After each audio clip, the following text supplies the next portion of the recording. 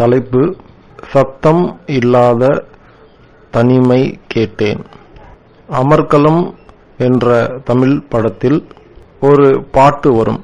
அதில் சத்தம் இல்லாத தனிமை கேட்டேன், யுத்தம் இல்லாத உலகம் கேட்டேன் என்று 1000 விஷயங்களை கேட்டேன் கேட்டேன் என்று அந்த பாடல் வரும். அதில் முதல் வரி சத்தம் இல்லாத தனிமை கேட்டேன். இந்த ஒன்று கிடைத்தாலே உலகில் உள்ள அனைவரையும் ஞானிகளாக மாற்ற முடியும். இன்று உலகில் உள்ள அனைத்து மனிதர்களும் டென்ஷன், கோபம், பயம், முடிவெடுக்க முடியாத தன்மை, குடும்பத்தில் சண்டை, வியாபாரத்தில் சண்டை, நிம்மதியில்லாத வாழ்க்கை, இப்படி கஷ்டப்பட்டு வருகிறார்கள். இதற்கு அரசியல்வாதிகள் தான் காரணம், வியாபாரிகள் காரணம், இல்லை என் மனைவிதான் காரணம், இல்லை என் நண்பர்கள் காரணம் என்று எல்லோரும் தவறாக நினைத்து கொண்டு இருக்கிறார்கள். உண்மையில் காரணம் அது கிடையாது. ஒரு நாளில் 24 மணி நேரத்தில் ஒரு மனிதன் எவ்வளவு நேரம் சப்தமில்லாத தனிமையில் இருக்கிறானோ அவனால் இந்த உலகத்தில் எல்லா விஷயத்தையும் சாதிக்க முடியும். கோபம் வராது, டென்ஷன் ஆகாது, கவலை வராது. யாருமே சப்தம் இல்லாத தனிமையில் இருப்பதே இல்லை. இதுதான் உலகில் உள்ள அனைத்து பிரச்சனைகளுக்கும் அடிப்படை காரணம். உதாரணத்திற்கு, உங்கள் வீட்டில் கீழ்த்தொட்டி தண்ணீரை மேலே அனுப்புவதற்கு ஒரு மோட்டார் பம்பு வைத்திருப்பீர்கள். அது ஓடிக்கொண்டிருக்கும், அதன் சப்தம் கேட்டுக்கொண்டிருக்கும். வீட்டிற்குள்ளே நீங்கள் இருக்கும் பொழுது திடீரென அந்த மோட்டார் அணைத்து விட்டவுடன் ஒரு ஆழ்ந்த பெருமூச்சு வரும். சற்று நிம்மதியாக நாம் உணர்வது புரியும். இதிலிருந்து என்ன தெரிகிறது என்றால், அந்த மோட்டார் சத்தம் நமது மூளையை இவ்வளவு நேரம் கஷ்டப்படுத்தி வந்திருக்கிறது. இது நமக்கே தெரியாமல் இருக்கிறது. அந்த மோட்டார் நிறுத்திய பிறகுதான் நாம் இவ்வளவு நேரம் சிரமப்பட்டு இருந்தோம், இப்பொழுது நிம்மதியாக இருக்கிறோம் என்பதை புரிந்து கொள்ள முடிகிறது. இதேபோல் நமது வீட்டில், ரோட்டில், அலுவலகத்தில் பல சப்தங்கள் நமது மூளையை, ஆன்மாவை, உயிரை எப்பொழுதுமே பாதித்து வந்து கொண்டே இருக்கிறது. சில வீடுகளில், அலுவலகங்களில் உள்ள ஃபேன் சப்தம் அவர்கள் மூளையை பாதித்துக் கொண்டிருப்பது என்பதே அவர்களுக்கு தெரியவில்லை. சில வீடுகளில் ஃபேனில் உள்ள பேரிங் பழுதடைந்திருந்தால் அது கட கட என இரவு முழுவதும் சப்தம் கேட்டுக்கொண்டே இருக்கும். இந்த சப்தம் அந்த வீட்டில் இருக்கும் அனைவரின் நிம்மதியை கெடுத்துக் கொண்டிருப்பது என்று புரிந்து கொண்டு உடனடியாக அந்த ஃபேனை தூக்கி எறிந்துவிட்டு, சற்று பணம் அதிகமாக செலவானாலும் நல்ல கம்பெனி ஃபேனை, குவாலிட்டியாக சத்தமே இல்லாத ஃபேனை வாங்கி மாற்றுவதன் மூலமாக நாம் நிம்மதியாக வாழலாம். ஆனால் நாம் எந்த கடையில் மிக குறைந்த விலையில் கிடைக்கும் என்று தேடி அலைந்து ஃபேன் வாங்கி மாட்டுகிறோம். எந்த அளவுக்கு குறைந்த விலையில் மாட்டுகிறீர்களோ அந்த அளவுக்கு கரண்டின் தேவையும் அதிகமாக இருக்கும். அதன் சப்தம் நமக்கு பாதிப்பை ஏற்படுத்தும் என்று புரிந்து கொண்டு இதற்கு முக்கியத்துவம் கொடுத்து நாம் ஃபேன் சத்தம் நம்மை டிஸ்டர்ப் செய்யாமல் இருப்பதுமாறு பார்த்துக் கொள்ள வேண்டும்.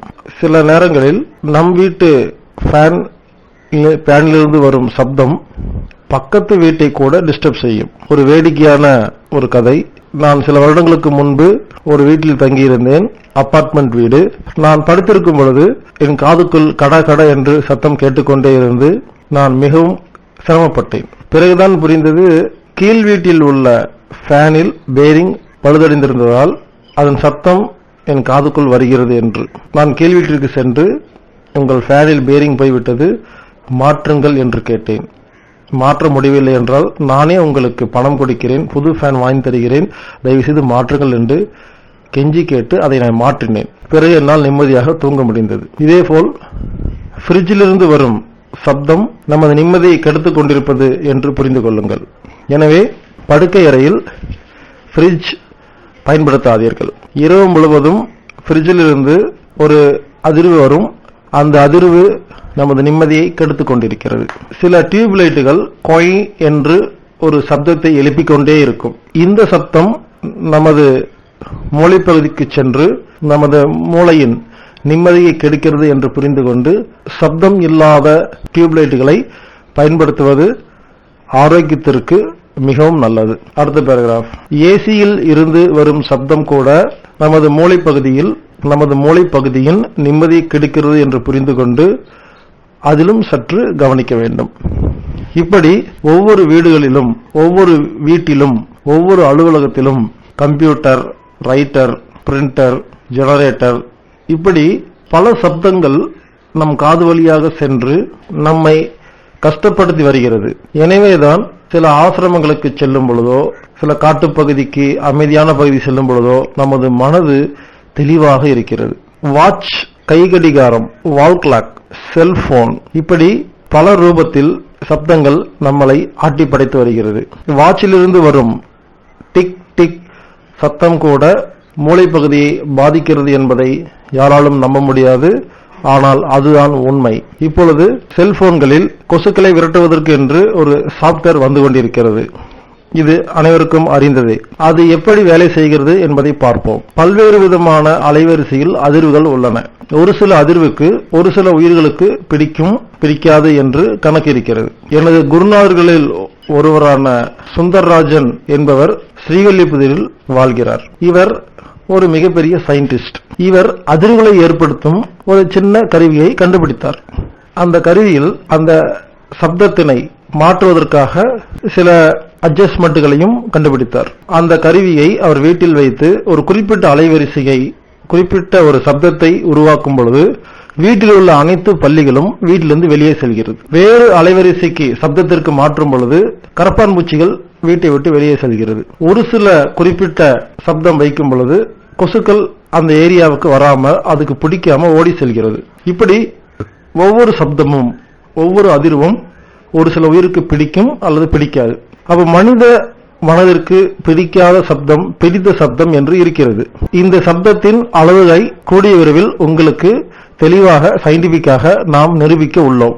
இப்போது நீங்கள் புரிந்து கொள்ள வேண்டியது என்னவென்றால், ஒவ்வொரு சப்தத்திற்கும், ஒவ்வொரு அதிர்வுக்கும் ஒரு சக்தி உண்டு.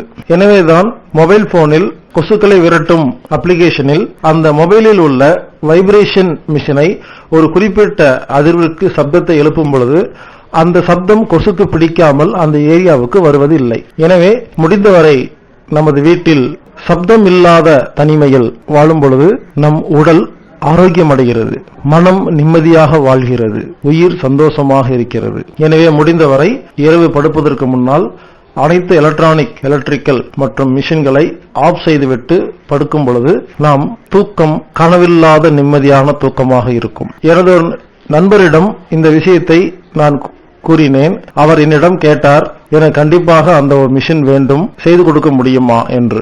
நானும் அவர் ஆர்வத்தை பாராட்டி நல்ல விஷயங்களை ஏற்றுக்கொள்ளும் என் நண்பர் என்று பெருமைப்பட்டேன். அவரிடம் கேட்டேன் எதற்காக அந்த மிஷின் வேண்டும் என்று. அவர் கூறினார், எந்த அலைவரிசையில், எந்த அதிர்வில் வைத்தால் என் மனைவி என் வீட்டை விட்டு ஓடுவாள் என்று சொல்லிக் கொடுத்து விடு, எனக்கு மிகவும் தொல்லை கொடுக்கிறாள் என்று சொன்னார். எனவே ஒவ்வொரு மனிதனும் ஒரு நாளில் எவ்வளவு நிமிடம், எவ்வளவு நேரம், எத்தனை நாள் சத்தம் இல்லாத தனிமையில் வாழ்கிறோமோ நம்மால் குடும்பத்தை சிறப்பாக கவனிக்க முடியும், அனைவரிடமும் அன்பாக பழக முடியும், ஆரோக்கியமாக வாழ முடியும், நிம்மதியாக வாழ முடியும், தைரியமாக வாழ முடியும், அலுவலகத்தில் சிறப்பாக வேலைகள் செய்ய முடியும், வியாபாரத்தை நல்ல முறையில் பார்க்க முடியும், நிம்மதியாக வாழ முடியும். சின்ன சின்ன விஷயங்களுக்கு கோபம், டென்ஷன், பயம், ஏன் நாம் கோபப்படுகிறோம் என்று நமக்கே தெரியாமல் பலர் அதை எப்படி கட்டுப்படுத்துவது என்று தெரியாமல் முடித்துக் கொண்டிருக்கிறார்கள். எனவே இனி தயவு செய்து கோபத்திற்கும் பயத்திற்கும் மற்றவர்களை காரணம் சொல்லாமல் நாம் சத்தம் இல்லாத தனிமையில் வாழாததுதான் காரணம் என்று புரிந்து கொண்டு இனி நம் வாழ்க்கையில் நிம்மதியாக வாழ்வதற்கு வழிகளை தேடுவோம். வாழ்க வானகம், வாழ்க பூலோகம், தூயவர்களே துணை, தூயவைகளே துணை. எல்லா புகழும் இறைவனுக்கே.